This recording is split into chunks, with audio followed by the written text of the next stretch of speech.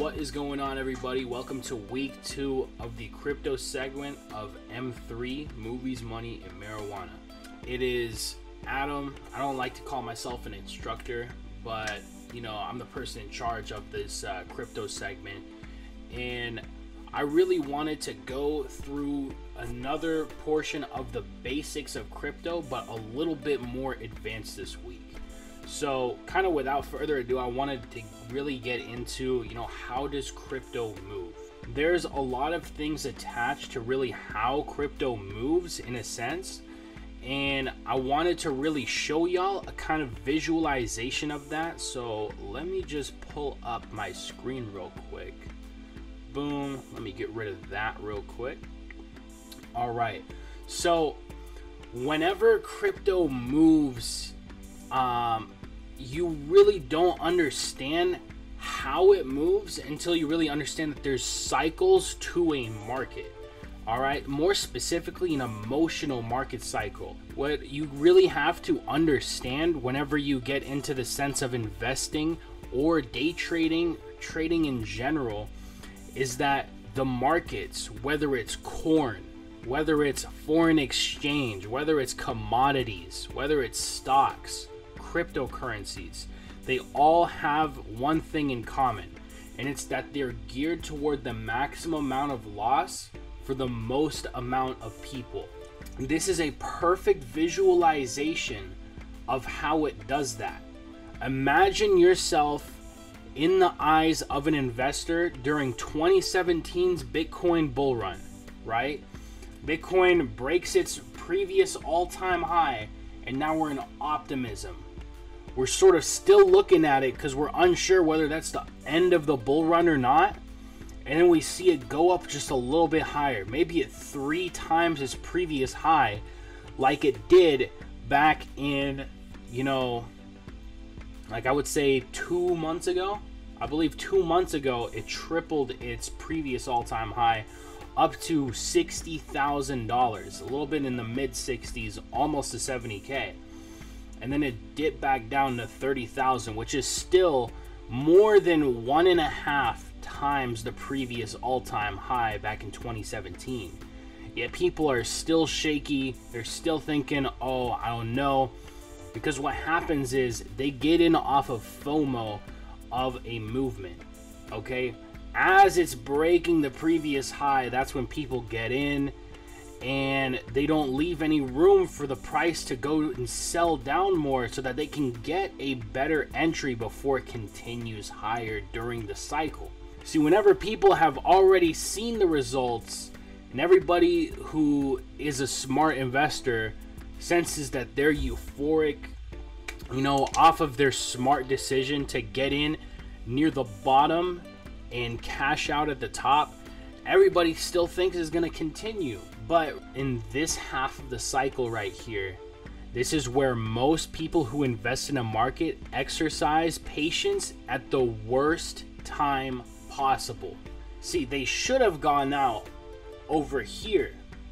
Maybe little Billy remortgage his house just to get in and get some more Bitcoin over here.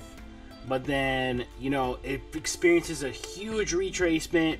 Billy's starting to think, okay, well, man, maybe I should have waited a couple more days to get into this and see a better price. Oh well, it's still gonna continue though. It's still gonna continue. I'm at a loss over here, but I think it's just trying to cool off before the next rally.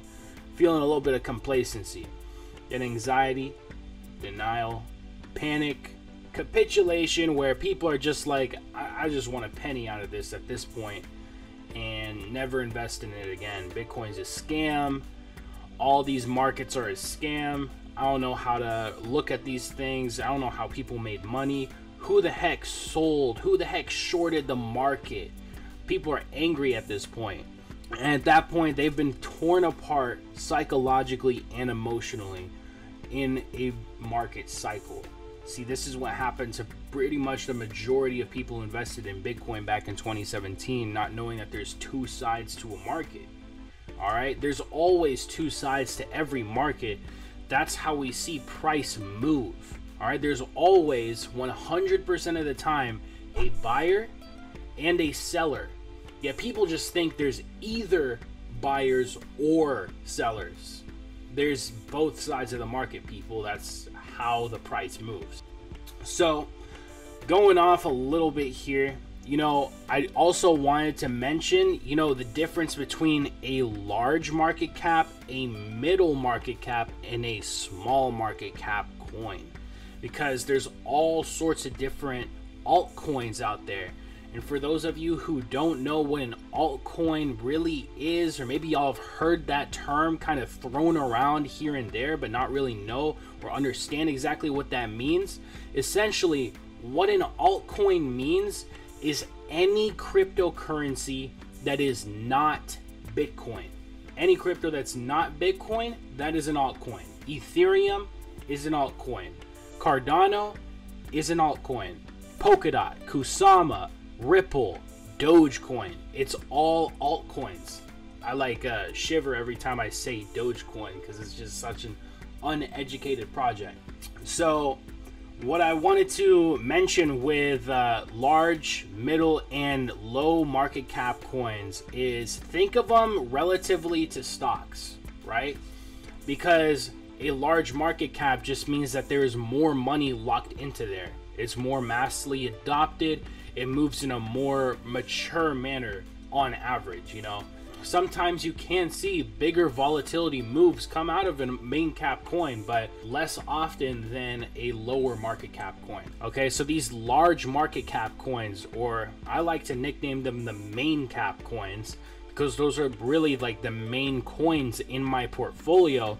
Those, you could think of them as blue chip stocks, Apple, Microsoft, Tesla, Amazon. Like, these are all like stocks that just like come to the top of your head whenever you think of them. Okay, a little bit of a middle cap coin is just, a little bit smaller market cap than something of a main cap coin. It's slightly more volatile, but still, kind of time tested, and a lot more people have adopted it than a lower market cap coin.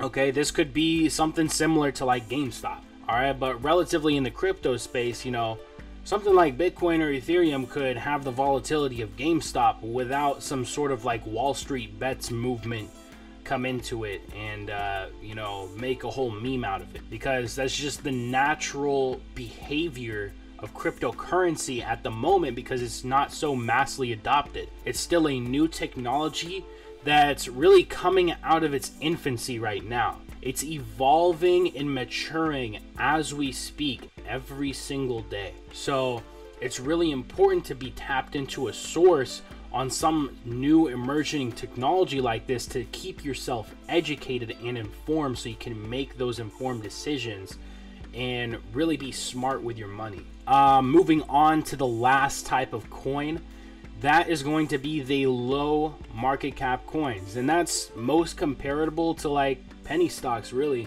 pink stocks, whatever you want to call them. But essentially, like, those are the most volatile. Those are the most new, kind of like bring a lot of promises to the air. That's something comparable to Dogecoin as well. Like, it doesn't have to be completely legit to be a coin. Like, I've seen some stupid meme coins, out there, like Thug Coin, some NSFW coins that I'm not really gonna say the name of because I'm not really sure how YouTube's gonna like that. You could probably look it up yourself and see some wildly named coins out there. The next and probably last segment of this lesson that I wanted to bring out to y'all for cryptocurrency and the week 2 of Crypto 101, before I get in on next week and really explain to you, summaries of what has happened into the crypto markets, is really the difference between a wallet and an exchange. So this is an example of a cryptocurrency wallet, right? Very simple. This is a hot wallet, not necessarily a cold wallet. A hot wallet is basically, something that is connected to the internet. It's not really as secure as something like a cold wallet per se. And honestly, let me bring out a physical representation of what a cold wallet is.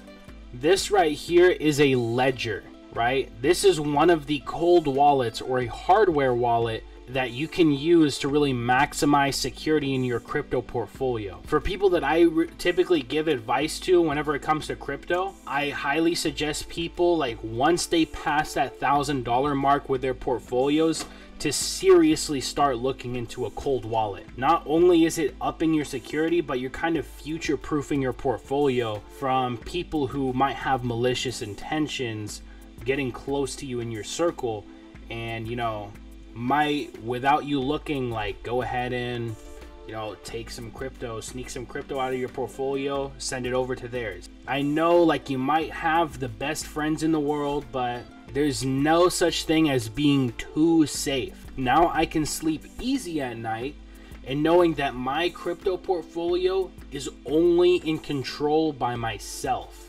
I'm the one who makes the decisions in my crypto portfolio.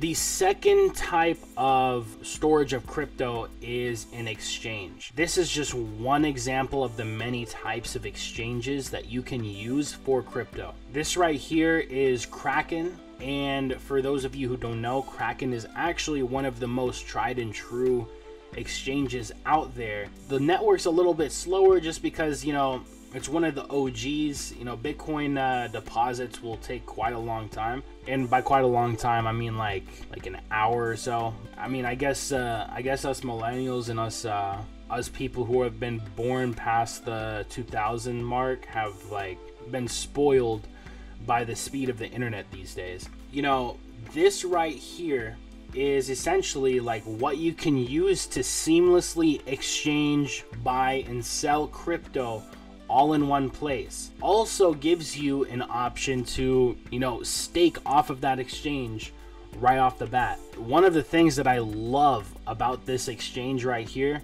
is that I can get 12% APY on staking from this cryptocurrency exchange off of Polkadot and Kusama, and it pays out 2 times a week. So it compounds that 12% APY, like, on a, like, how do I even say it, like a semi-weekly basis? Is that the correct word? I don't even know the difference between semi and bi. I know, like, bi-weekly is like every 2 weeks, so I'm assuming like semi-weekly means, you know, 2 times a week. One thing I wanted to double back on whenever I mention, like, kind of the comparison between the middle cap and large cap coins, by the way, you know, think of like whenever I said that cryptocurrencies can be as volatile on a main cap basis as something like, you know, what we've seen with GameStop, right?